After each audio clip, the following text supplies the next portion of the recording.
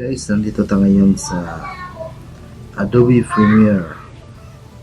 So, may footage ako dito guys, no? Isa itong video ng kasal. Kasi nag-cover din ako ng mga kasal guys. Siyempre, sideline yan.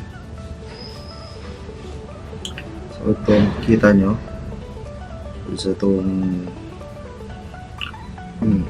gawa ng shot ko by Canon 700D. Okay, so iko ko i-cinematic effect natin yan. So punta tayo sa color,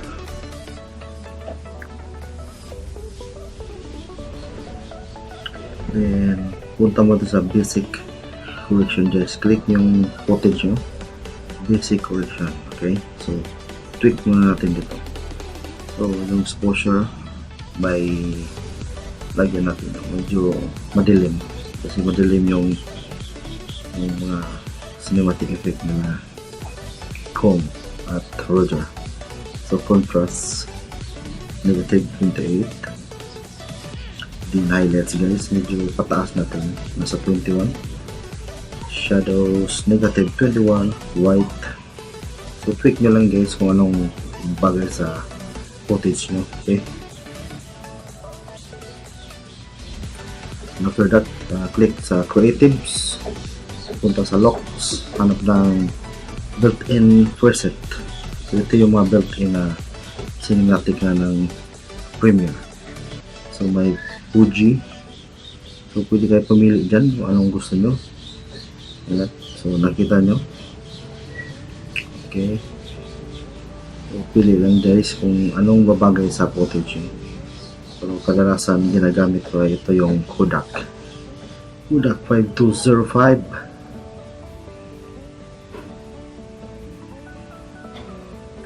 So as you can see, nakita nyo guys, may cinematic effect na siya agad. Pero di pa yan matapos, titweak pa natin yan dito sa baba. So yung faded, i-up natin yan guys. Tapos yung sharpen. Okay, so 42 sharpen, vibrance. So kita nyo. And dito sa color well, shadow tint, gagawin natin yan medyo bluish na yellowish yan. Okay, so tinatawag yung LUTs color cinematic, yung cyan at yellowish. So dito guys, lugyan natin yung tweak. So punta tayo sa color wheel. So dito mag-tweak tayo ng mga konti.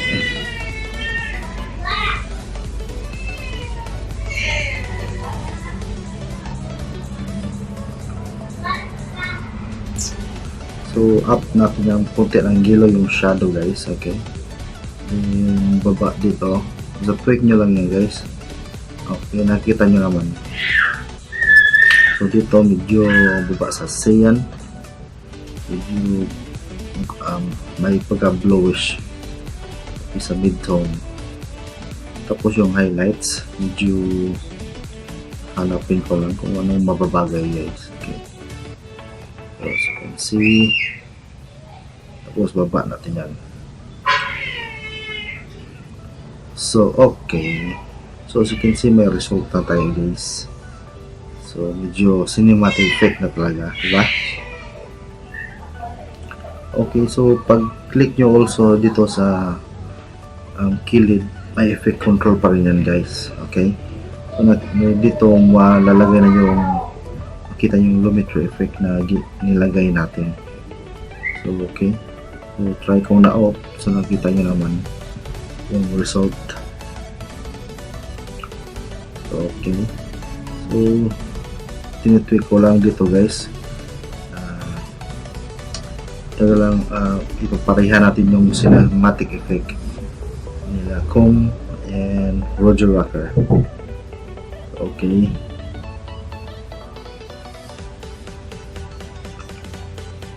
so ito the shadow. So yan, So pwede na kayo gumawa kung may footage kayo, may video kayo na medyo horror film. So yan, tweak lang yung mga bluish, medyo darken. So ganyan lang guys, okay? So nasa intense yung video nyo. So ganyan yung ginagawa ko guys, medyo bluish.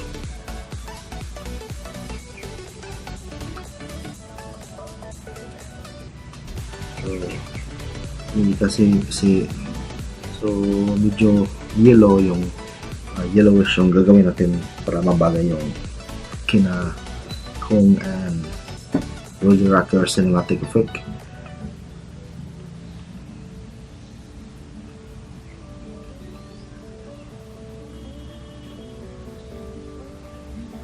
So nakita nyo yan guys, medyo may pagka yellowish here. So add natin ng yellow sa mid-tone.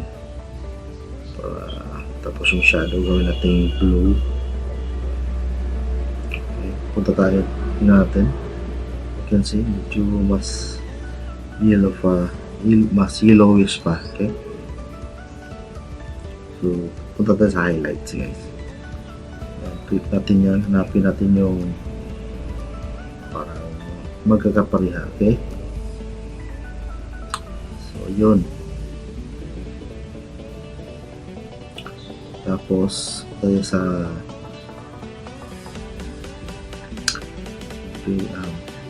basic correction. Click natin ng konti yata dito. Sa creatives. Okay, hanapin natin yung ilang preset na bagay.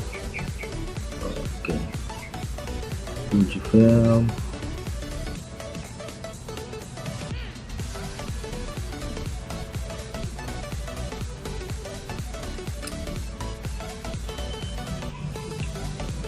Okay, temperature, click nyo lang yan. Okay, so white balance. So punta na yun tayo yung kay kapatid ni Kong. Yan natin yung cinematic effect dito guys. Nakita nyo.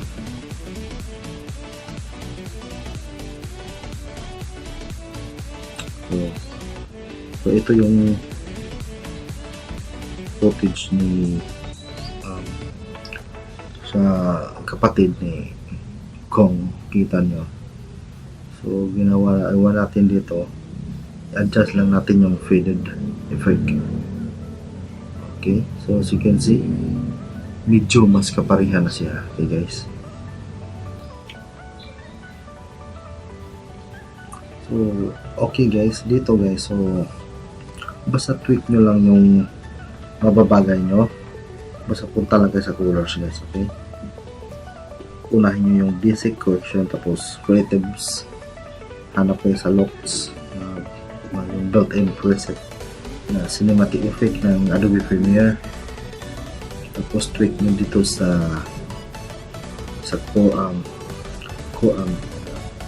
color wheel.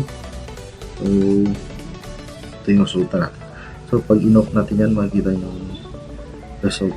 Okay, so ito yung cinematic effect natin guys. So kita nyo naman, medyo may kaparehan na sa ginagawa ni Roger Rocker na cinematic effect. Okay, so okay guys, yun ang cinematic effect na tutorials natin. Napaka-simple lang. So sundin nyo lang yan guys, then tweak. Okay, so subscribe for more tutorials. Comment na kayo diba kung anong gusto nyo pang gagawin natin. Okay, so sa YouTube Production here, signing out.